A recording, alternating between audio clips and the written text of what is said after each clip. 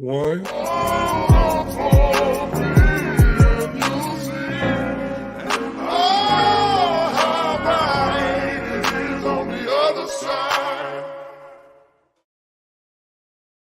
Every time I play that shit. Every time. I didn't know you could do that. Yo.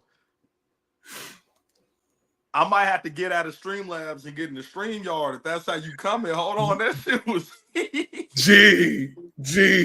It's so crazy. And as always, good people, great people, God's people. Welcome to another episode of The Antidote. And as always, I'm always going to shout out the Irregular Podcast. Shout out to my cousin Okuchi. He actually, him and his team helped me develop that bump because I told him, I was like, yo, I need a theme song for my shit.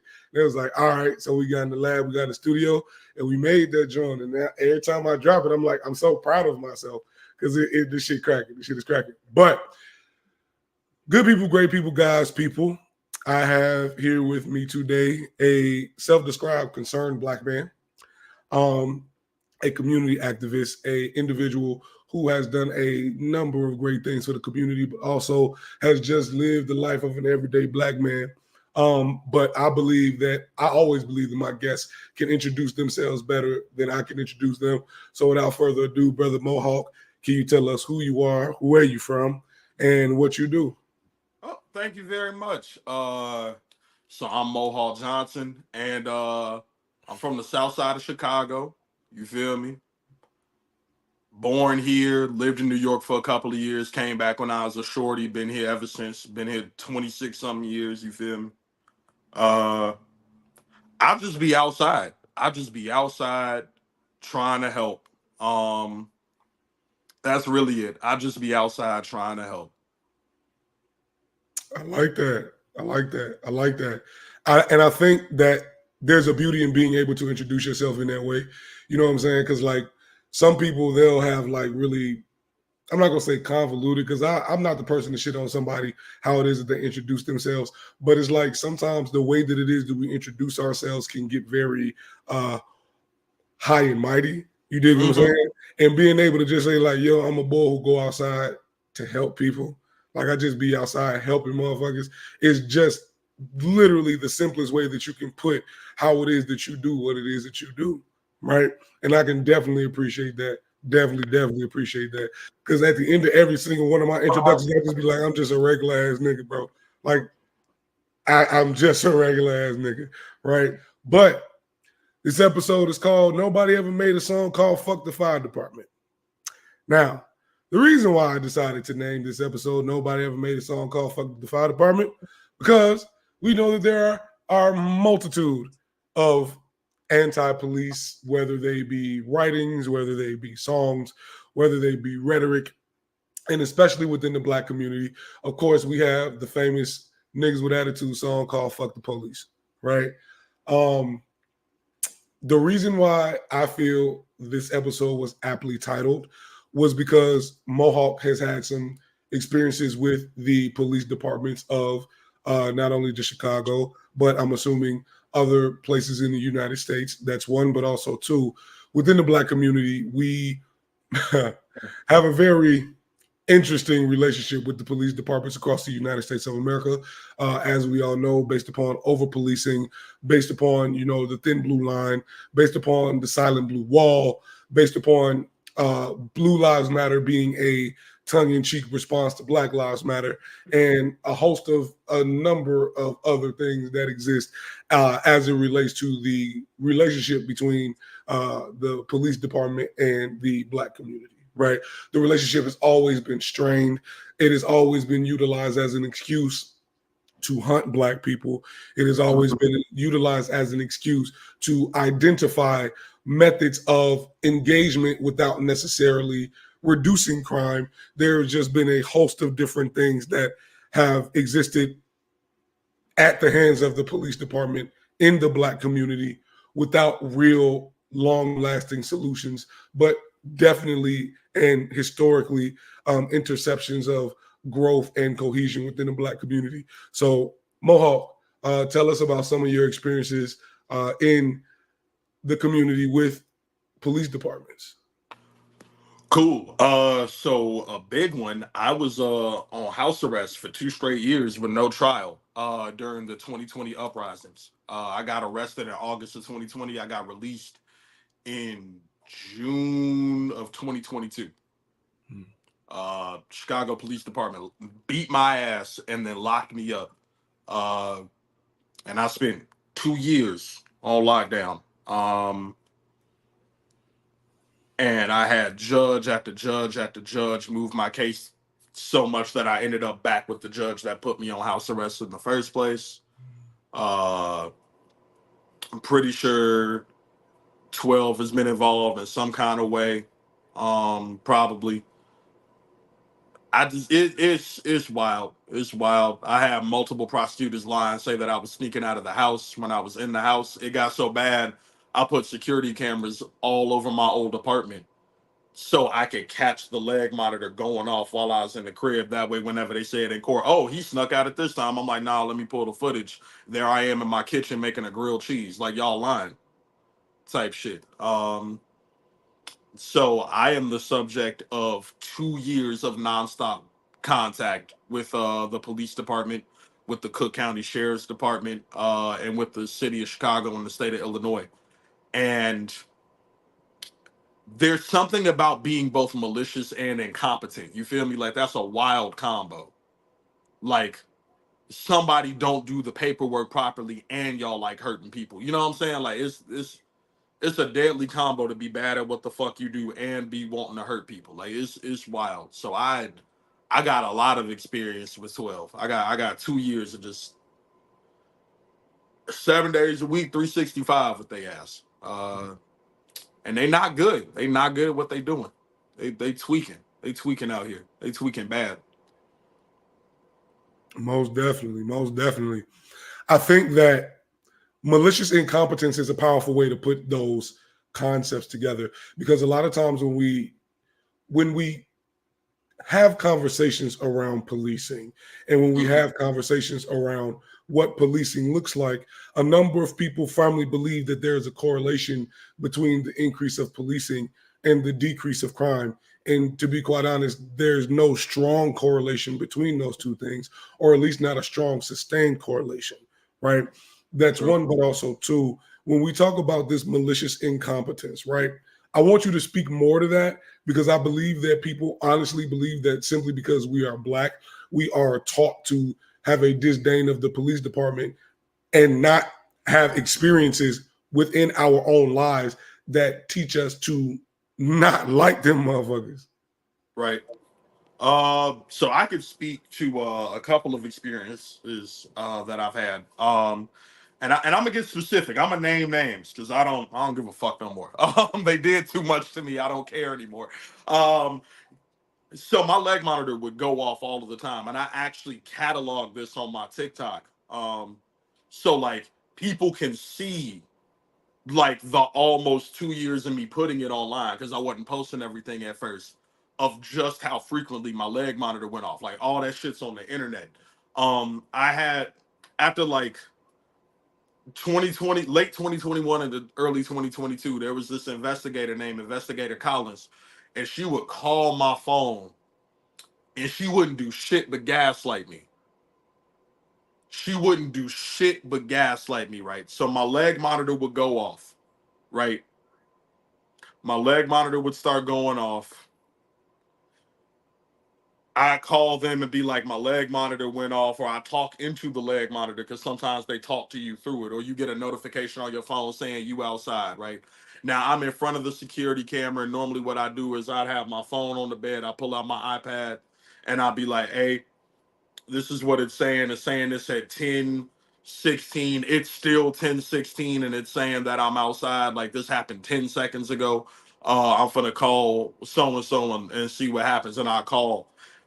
Investigator Collins will then blow up my phone and be like, why is your leg monitor going off? And I'm like, it's going off while I'm in the crib. It's not working properly. And she's like, well, the signal failures and stuff, but we'll clear it up. And then I go to court and it gets brought up in court. And I'm like, Investigator Collins, you said you was going to clear this up next time I talk to her. And she's like, we had no record of your leg monitor going off. And I'm like, yes, the fuck you do. You called me to talk to me about it. You know what I'm saying?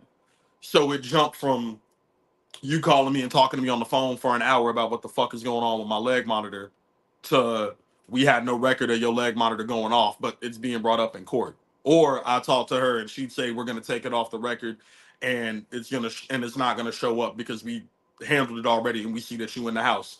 It shows up in court. I talked to Investigator Collins. Investigator Collins, we had no record of us calling. We had no record of your leg monitor going off. We had no record of any of your signal failures. We don't have record of any of this. And I'm like, Shorty, I got video of it going off. What is you talking about? I'm posting the shit. Like, you know what I'm saying? Like, I know y'all know. I've had multiple of your coworkers come and be like, hey, where do you film the TikToks of us? You know what I'm saying? Y'all have told me, you know, I record you. Y'all follow me and you watch it. You know, so it was always a flagrant denial of things. When the Pretrial Fairness Act got passed and people on house arrest got mandatory outside time, right? She would cut my outside time and go, well, you have a job, you have movement to go to your job, you could use that. And I'm like, nah, because when I asked you if I could go to the store on my way home from work to pick up eggs and bread and shit, you know, groceries, you told me I wasn't allowed to do that and I had to go straight home. Now you're telling me that I'm allowed to stop at the store on my way home to get things as long as it's within my movement time. You're telling me something completely different than what you told me the last time, right? Mhm. And then you couple her playing in my fucking face, telling me one rule, and then the next week telling me another rule, or me going on the website and saying, "Hey, the outside time ain't supposed to cut into my work time." It says that I get outside time and work time. It don't make sense that I would have enough hours or enough outside time to work a job, but not enough outside time to go to the laundromat, to go to the grocery store, et cetera, et cetera. Those things don't coincide. Mhm. I can't be a productive member of society if I can't participate in society. Is the constant gaslighting. She hit me with the, oh, well, I don't know why the wording is like that, and we're working on that now. And then I go on the site a month later, and it's still the same, meaning they're not working on. Like it's the constant line. That and people in her department would tell me one thing and then do some other shit. Like I had one person, you know, trash was full. I was living by myself, Mhm. right? My roommates was out of town at the time. You know what I'm saying? It's Christmas. Hey, I need to take the trash out. Is it okay for me to step outside and take out the trash? Homie on the phone says okay. I take out the trash, call him, same dude answers. He's like, yep, we logged that you took out the trash and that you came back in. You're good to go. A week later, two investigators come to my crib and they're like, we see you be sneaking outside to take out the trash. And I'm like, no, I called you when I asked for permission. Homie says they're not allowed to give you permission over the phone to step outside. Only we can do that. 2 days later, different set of officers come and they're like, no, you're allowed to step outside if the people on the phone tell you can step outside. Because if your signal isn't working, they have to tell you to step outside. Because sometimes you have to step outside to retriangulate the GPS. Mhm. Because, you know, your house is made out of bricks. We need you to step into the backyard to get the motherfucker to work. If you smoke, step outside to smoke. And then if we call you, just tell us, hey, I'm stepping outside to reset the signal and we'll let it go. So I got officers threatening to take me to jail if I step outside to take out the trash with permission. And then a week later, I got different officers telling me that I'm allowed to step outside. So I just don't go outside unless I call somebody, unless somebody tells me to. Right. And Mhm. I was doing that anyway. But it constantly feels like like they trying to catch me up in some shit. Because one of y'all is telling me one thing, one of y'all is telling me something else. One of them told me I had a mile radius around my crib, meaning I can go a mile A in mile any, in each you know, direction. yeah, in any direction. I got a mile radius to like go to the store and shit like that, and I'm not allowed outside of that mile. So from my crib to the Target, that's as far as I'm allowed to go, right? I called 2 days later and I'm like, hey, am I allowed outside? They're like, no, if you step outside to get your mail, we gonna lock you up. And I'm like, Shorty said last week, Linda said last week, her name's Linda. I'm like, Linda said I could step outside and I have a radius. And they're like, we're not showing any record of that. And I'm like, what the fuck is going on? You know what I'm saying? Like, it's just, and then the work movement, you feel me? Like, they tell me go to work, they give me the work movement. I call to check out from my work movement. The automated system lets you check out, you know what I'm saying? I step outside, they get to calling me at work. They're like, we don't have any record of you having work movement and we don't have a court order. And I'm like, the judge signed a court order saying that I need to go to work and the judge told me to get a job. Call my judge and tell him why you didn't let me go to work when he told me get a job, if that's how you fucking feel. Call him, call him right now. Call my judge. Call him right now and tell me why you arrested me at work. for doing what the fuck he told me to do. Come to court and explain that to him. Come to court and explain that to him. So you know what I'm saying? Shit, I'd have somebody let me off from my work movement and then get called by the same person 20 minutes later talking about something. We see you outside. Do you have permission to be away? And I'm like, yeah, I went to work. They're like, oh yeah, Mr. Johnson, that is you. We did tell you to go to work. That's our bad. We didn't see it. We didn't see it on the schedule. And I'm like, motherfucker, you gave me the schedule. This was the same person. Yeah, this is the same person. Or they would give me work movement, right? They give me work movement, right? I'd ask for an hour to get to work because I'm on public transportation. You know the fucking trains in Chicago. Yes, sir. They either come or they don't. And when they don't, they don't. Right. And this is COVID, meaning the CTA is racked with like people dying and shit. Cause they on the front lines, they dealing with the public the most. So they, you know what I'm saying? Like CTA suffering. And then you got construction on the red line, the green line, the brown line, all at the same time. And that's the stuff I transfer. You know what I'm saying? I'm transferring that Roosevelt type shit to get to work. Ooh. You know what I'm saying? So like all the elevated trains are under construction shit. So I can't, you know what I'm saying? So I get to work. They telling me it only takes 30 minutes for me to get to work, so they're not gonna give me the full hour and a half. And I'm like, no, you don't understand. I get on the train platform and it takes the train 20 to 30 minutes to show up. Then I have to ride it. Then I have to ride another train. And they're like, well, it's saying right here that it doesn't take that long. And I'm like, you were looking up how long it takes me to get to work from my house on a Sunday afternoon. I have to travel to work in rush hour on a Tuesday morning. That's not how looking up traffic works. You know full goddamn well you cannot predict traffic on a Tuesday on a Sunday afternoon. Bitch, are you dumb? Like it got to the point where they would say shit to me and I'm like, you motherfuckers are either evil or you're stupid.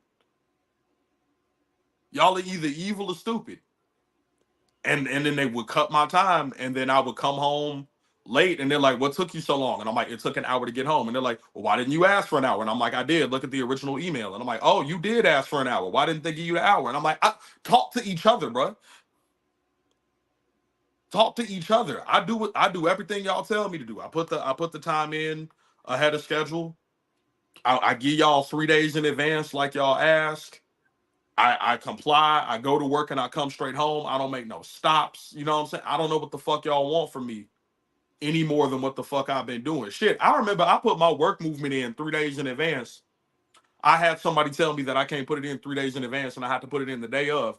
I put it in the day of and I had somebody call my phone and go, why didn't you put it in 3 days in advance? You know, we need 72 hours. And I'm like, because Tiffany told me I had to put it in the same day. And I recorded my call with Tiffany, talked to Tiffany. Because Tiffany wouldn't let me put my hours in.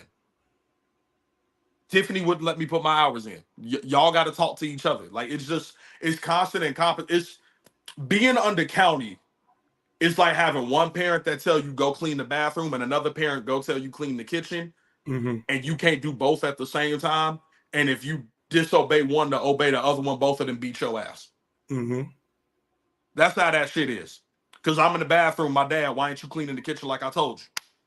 Then I go in the kitchen, Mom, why ain't you clean the bathroom like I told you? I done got my ass whooped twice because them two niggas don't talk. Mm-hmm. And all of this is stemming from an arrest at a protest, correct? Mm-hmm. For 2 years. For 2 years, there's just constant communication errors. They're not having their paperwork set, them forgetting that I have work movement. And then the monitors just don't fucking work. Like the technological inconsistencies are fucking wild. Like, so you ever get some Uber Eats and you hit the current location button and it puts you down the street instead of in your crib? Mm-hmm. That's the GPS that's on my leg. I had them come into my house, go, hey, we thought you were across the street and it's still reading you across the street, but we're looking at you in your kitchen so we know it's not you. They said that to me out their mouth. They said, we're looking at you in your kitchen. We know it's not you. Duh, motherfucker. If you looking at me in my... Yeah. So malicious incompetence. I now understand incompetence. What you mean when you say malicious incompetence. And I think in a lot of different ways, this is the reason why, once again, when we begin talking about the dynamics of policing and what policing actually look like. I feel like there are a lot of people who, because they've never been under this type of surveillance or they've never had to engage with police departments to this degree, they believe that the system not only is just, but it is high functioning, and it's neither, right? Mm-hmm. Because to be criminalized based upon your First Amendment, to be criminalized based upon exercising your First Amendment is something that we in the United States of America, because we have such free range of First Amendment utilization, we don't believe that there's a criminalization of such. But once Mm-hmm. again, referencing fuck the police, there was a criminalization, and actually referencing hip hop as an entire, like, as an entire art form, there's always been a criminalization of the First Amendment or the rights of the First Amendment or the right Mm-hmm. to protest. It's just, it's very rarely with the people who are supporting the police department, Mm-hmm. right? That's one, but also two, when we talk about criminalizing, when we talk about over criminalization, because I firmly believe that, and once again, psychologically, when we talk about how it is, one of the, I need to finish a sentence. Psychologically, when we talk about how it is that people go into roles and enforce those roles and become a part of that role dynamic, one of the most both harrowing and famous psychological experiments was the Zimbardi prison experiment, right? Mm-hmm. And if for those of you who are unfamiliar, the Zimbardi prison experiment was an experiment done, I forget at what university, where they had the students get into two groups. One group was the prison guards, and the other group was the prisoners. And the kids who were the prison guards got so involved in their roles that they began verbally and physically abusing the kids who were the prison inmates, right? Then they had them switch roles, and the prison inmates then became the guards, and then the guards became inmates. They had to stop the experiment after like 7 days because people were experiencing so much psychological trauma, right? It was one of the flagship experiments that brought into knowledge or brought into practice ethics boards and IBCs and things of that nature, right?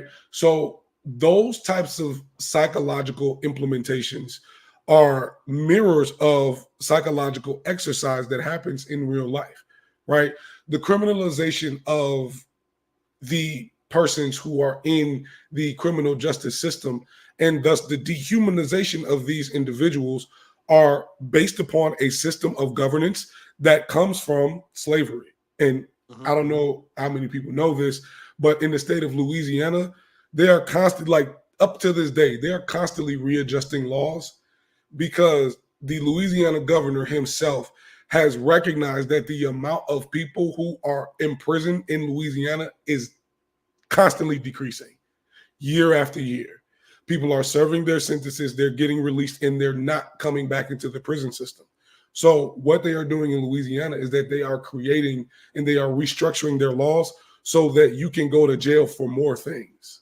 Mm-hmm. You can be imprisoned for more things and for longer sentences. Why?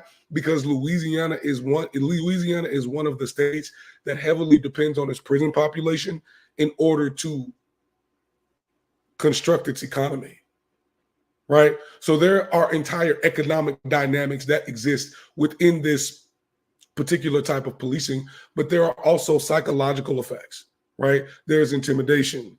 There is the message that we are larger, more powerful, and stronger than you all as the citizens of a city that you live in, right? There is a us versus them mentality, and there is a tendency to lump all criminals into the same categories instead of identifying, once again, the persons for what it is and how it is that they came into the criminal justice system, right? Mm-hmm. You are just a disruptor of law and order. But that disruption of law and order is usually, once again, a law and order that benefits one type of denizen over the other, right? So, Mohawk, I want you to talk to us a little bit more about what you were precisely doing before you got arrested. Like, what was the what was the intent, right? What was the environment? At the protest, shit. My case is still ongoing, so there are limits to what I can say. Facts. It was bad. 12 showed up, and they showed up violent. It's hard. It's hard to call yourself a peace officer at a protest when you pull up with weapons. You know what I'm saying? Mm-hmm. It's difficult. It's difficult. They showed up with shields and helmets. They got to pushing and hitting people. They raised the bridges. People couldn't get home. It was scary. Mm. It was scary. You could tell they wanted to hurt people. They laughed a couple of times. I saw them take some people down and start stomping them. And when people tried to stop them and be like, "Yo, what are you doing?" Some of them officers laughed. You know what I'm saying? Like maniacally, like Sasuke after he caught a body laugh type shit. You know what I'm saying? Like super villain shit. And there's something to say about somebody who's like beating a teenager on the ground, right? Beating a 16, 17-year-old with a sign on the ground with a bunch of sticks and some backup. And when you go, "Hey, bro, like, what are you doing? Is this who you are?" They laugh. There's something to be said about the type of person that does that. Mm. That's who we were dealing with, and that's what the environment was. It was terror. Mm-hmm. I agree, sincerely. I firmly believe that a number of police officers are ACAB, right?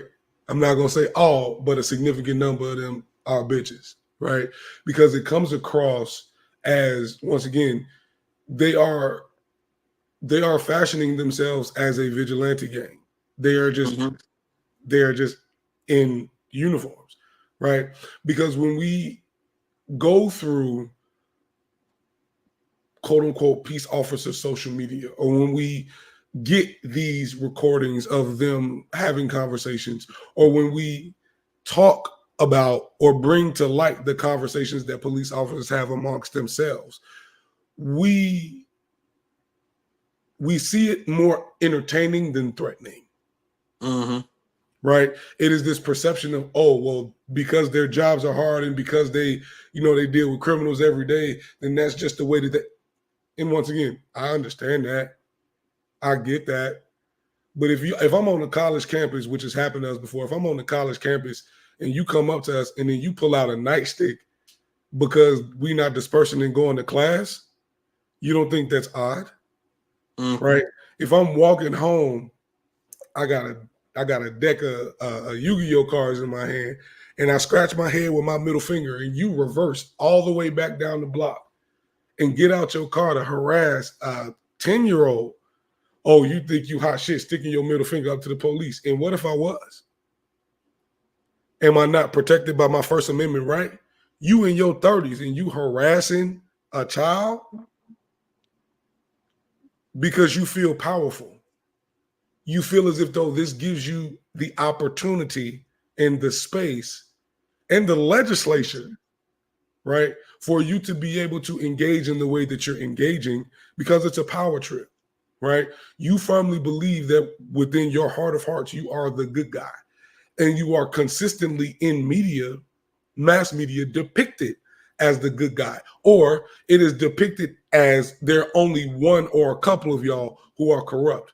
No, that's very, very rarely how it goes, especially in cities like Chicago and New York. Mm-hmm. Right? Where the police department, once again, fashions themselves as a gang that operates within gang territories and against other gangs and has its own factions. Mm-hmm. Right? Because I'm almost certain that you're familiar with police social media, police fake Facebook groups, how they speak about the people who they are going to, engage with, the communities that they're going in. They talk about going hunting. Yeah. Right. And it's like, it's very funny that you all talk about the lack of racism, yet you are literally hearkening on the very same value system that was utilized in order to hunt bounty and hunt slaves, hunt runaway slaves, right? So we understand very deeply the mindset and the contextualization that you are approaching this from, right? If I were to ask a police officer right now, do you know why paddy wagons exist? Most of them would tell me no. Hmm. I don't know why paddy wagons exist. So paddy wagons became a thing after large groups of freed slaves or after large groups of freed people began roaming particular streets in the South. So because there were so many white people who became afraid when these roving bands of working freedmen, because they could not tell the difference between freedmen and either people who were still enslaved or people who had once again been indicted under the 13th Amendment, they would start having paddy wagons. So vagrancy laws, trespassing laws, and loitering laws all began happening around the same time that Black people began becoming free, and Jim Crow laws started becoming institutionalized within the South. So paddy wagons were utilized to round up large roving bands of Black people indiscriminately, whether or not they were criminals or not, or being criminalized or not. Why? Because the idea was not discernment, or the idea was not effective policing. The idea was intimidation and control at particular boundaries, whether they be geopolitical or socio-political. And I firmly believe that policing still operates the same way, right? There's no reason why your cell phone works better than your ankle monitor, other than for you to be, once again, exposed to a system of surveillance that will consistently place you as at the fault, or consistently place you as the criminal. It consistently serves to reinforce your criminalization. You are consistently looking for ways to escape your punishment. But the reality of the situation is, I should not have been being punished in the first place. Yeah. And once they like renege on that, there's nothing they could do, right, about the damage that they've already done. Like, I got released by the judge that put me on for 2 years to begin with. Looked me in the eye and said I was working with limited information. And it's been enough time. I'm gonna release you from house arrest. And I'm like, all right, well, what the fuck am I supposed to do about the last 2 years I lost?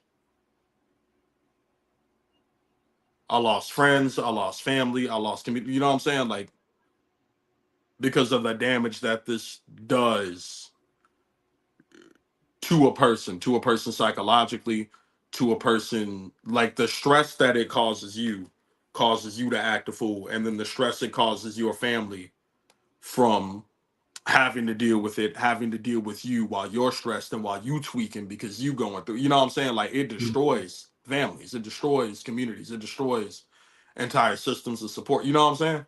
Mm-hmm. Like, you the breadwinner of your crib and you go on house arrest and you can't go to work regularly because they always playing with you at work.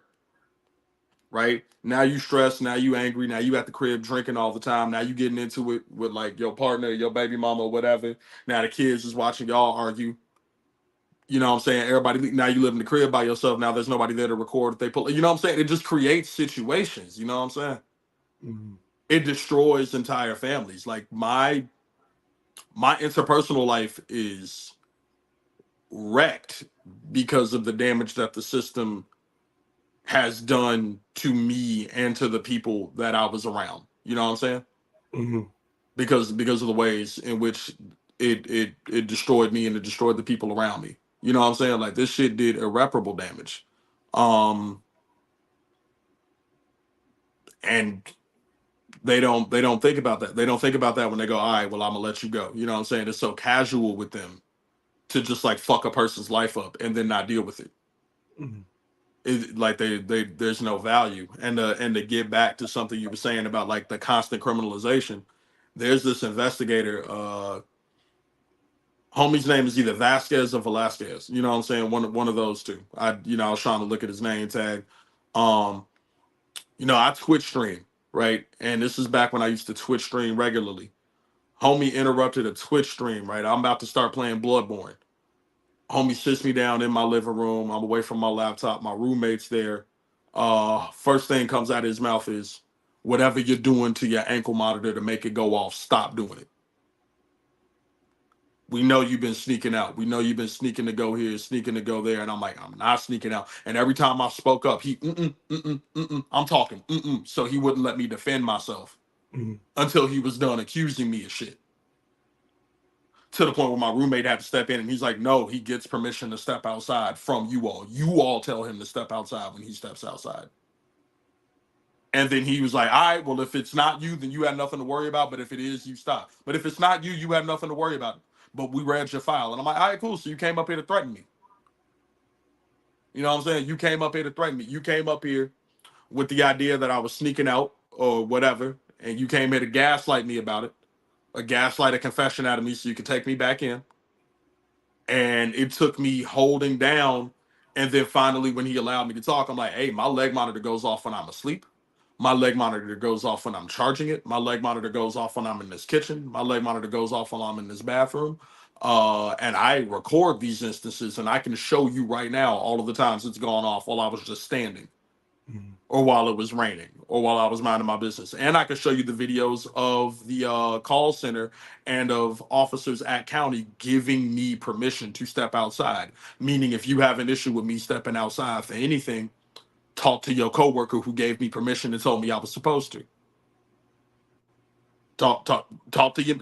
Go to the fourth floor or whatever the fuck floor they on and ask them why they said I could. Because like we could talk to them together. Because now I'm confused Go do your as to why fucking I wasn't job. allowed. Right? Like talk to you, man. You read my fucking file, but you don't see all the times I had permission. So you read my face sheet, is what you're saying. Right? You didn't read the fucking file. You read my charges and my address. Mm-hmm. And that's it. He brought up a couple of times when I was at work, and I had to tell him I had work movement. He's like, I didn't know you had work movement. And I'm like, that's in the file. That's in the file. Half the time you said I was outside, I was at work, and I have work movement. But this is the same department that lost my fucking court order and then told me that I didn't have one after 5 months of me working the same job on the same 3 days. I have the same schedule. I worked Friday, Saturday, Sunday from 11 to 5 at my job. You know what I'm saying? At my job. And I would leave at 10. I would leave at 10, sometimes 9:30. And I'd have to be home by 7 just in case some shit happened with the train because I'm traveling at rush hour. You feel me? Sometimes I get cut early and I would call them and be like, I'm leaving early because I got cut early. I'm on my way home. And then I call and let them know that I'm at home. You know what I'm saying? Type shit. So they would always know. So he's like, well, where were you Thursday, Friday, Saturday, Sunday? And I'm like, I'm at work. And he's like, I don't see any work movement. And I'm like, no, I have a job. I call them trying to get movement for work one time. We lost you. We don't see a.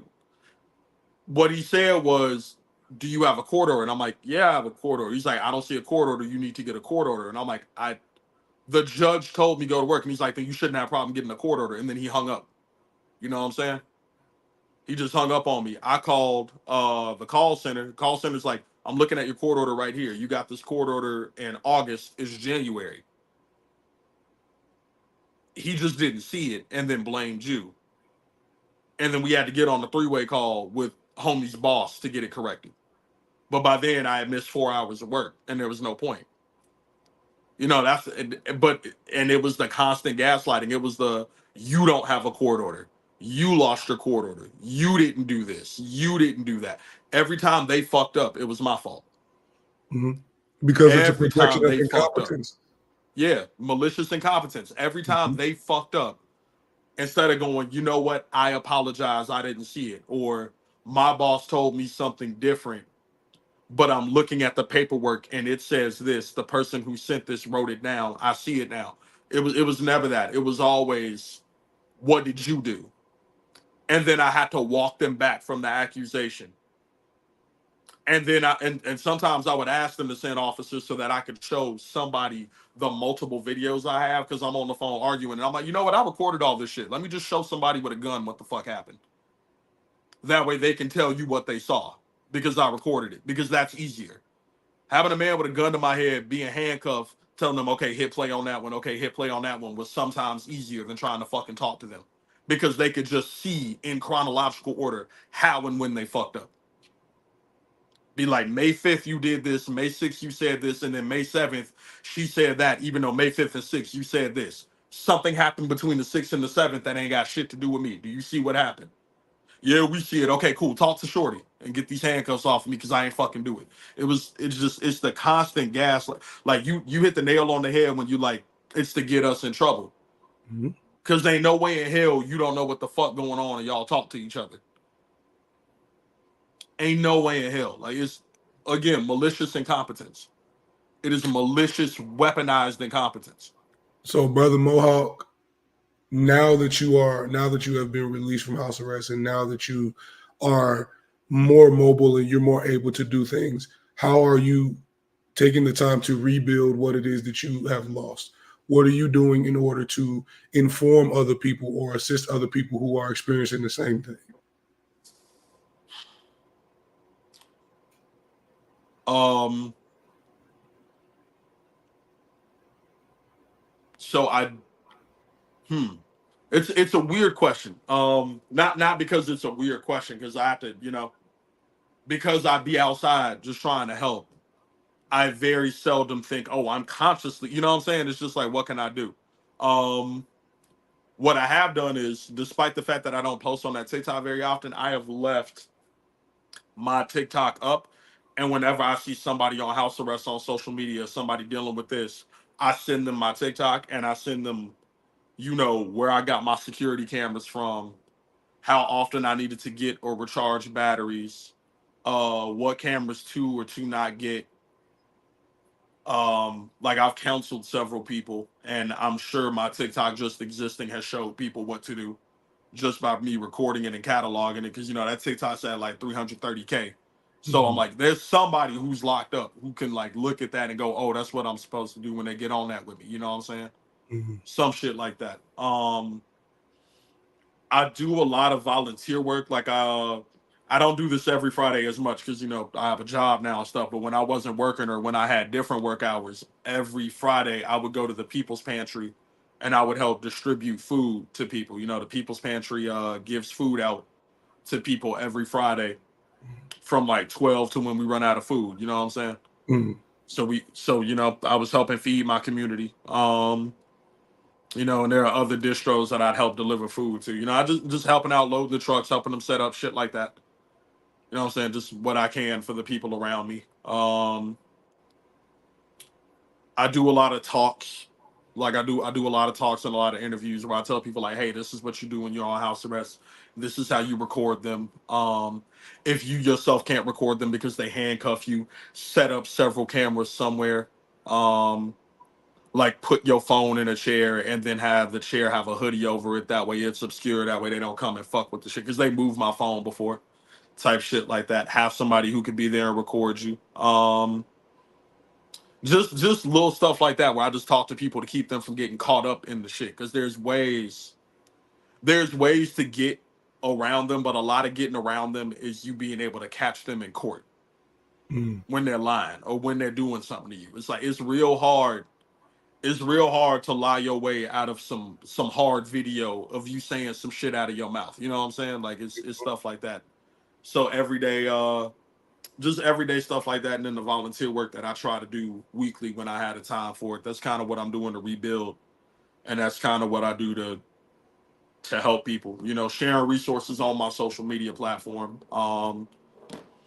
When I was looking for work, this past cycle of me being in between jobs, the Chicago Community Bond Fund sent me a list of resources and a list of like conviction friendly jobs. And I have friends who were like looking for work who have been in and out of the system. And I've been like sharing those resources with them. So I just forward them the email and I'm like, here's a list of like 20 something jobs that don't give a fuck what happened. They just want to make sure you know how to answer the phone. If you can lift a box that's more than 40 pounds, they don't give a fuck about none of that.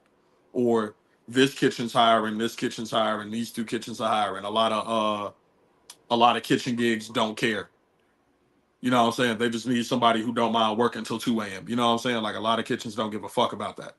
So, trying to make sure that people eat, trying to make sure that people can pay their bills, and trying to make sure that people are armed with information so that they can navigate the system has not necessarily been a focus, but it's something that I just sort of do.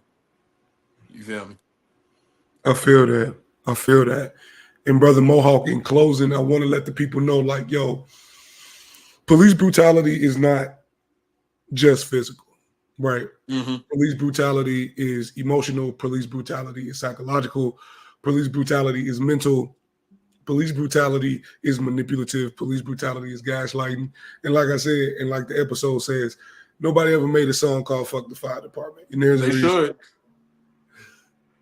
They should. Why? Who had the water hoses? Whose water hoses was those? Whose water hoses was those? We get that's another episode though. You know That what I'm should saying? be people don't talk about fuck the fire department, but them niggas get along too well. Oh yeah, the fire. I'd heard some things about the fire department. They were using fire trucks to block off the streets during the protests. Is all I'm saying. Oh yeah, no, no, yeah, most definitely. I'm just like, ain't no fire over here, bro. Why are you over here? Ain't no flames over here, bitch ass nigga. Ain't no fire over here, bro. Why are you here? But Brother Mohawk, tell the people where they can find you, man. Tell the people where they can find you. Oh shit, you can find me on YouTube at Mo Hates Media. You can find one of my TikToks at Mo Hates Media. That's where I do my anime shit. You know what I'm saying? I've been doing a lot of content about anime. I've also been talking about like race and anime too. That's another thing. You know what I'm saying? I talk a lot about race and media in my personal work. What representation looks like, what it's like being a black gamer, the proliferation of blackface in anime and shit like that. You know what I'm saying? I do a lot of stuff like that. The other TikTok is Mohawk Johnson. If you just type in Mohawk Johnson, you'll see me. You'll see some stuff. You'll see me asking for money. I be broke sometimes. I be broke as hell. And you'll also see all of the content that I put up over the last couple of years of me being on house arrest. So if you don't know how to navigate calls with your PO, calls with the call center, calls with county, or how to navigate dealing with county when they come to your crib, do what I did in the motherfucking video. You know what I'm saying? I got hundreds of videos on how to navigate like dealing with them. That's up. That's YouTube is Mo Hates Media too. Same as the TikTok. That's about it. That's all I do. I be on the internet tweaking and educating, but mostly tweaking. Mostly tweaking. Most definitely, Brother Mohawk. I appreciate you joining me for this episode of The Antidote. Y'all continue to tune in, man. We got more guests coming. And we just gonna keep on flowing, keep on going, and keep on growing. But once again, good people, great people, guys, people, I appreciate y'all for sliding. Peace, love, soul, and butter rolls. We'll see y'all next time. Peace. Thank you for having me. Yes, sir.